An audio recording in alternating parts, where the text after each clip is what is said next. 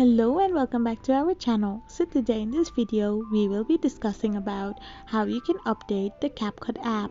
So without wasting much of our time, let's get straight into the video. So first of all you need to do is tap open your Play Store app.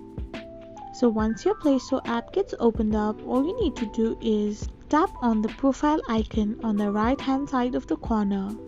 So once you tap it, you will end up having this as your drop down bar. So now simply press on manage apps and devices and click on update. Here you can see that there is no update for CapCut available. So go back and turn into the manage section. Now you need to simply scroll down and press on the CapCut app. Once you press it, you can see that no update is available. So be sure that your CapCut has been completely updated. However, if you want to make sure, then you can simply reinstall your CapCut app.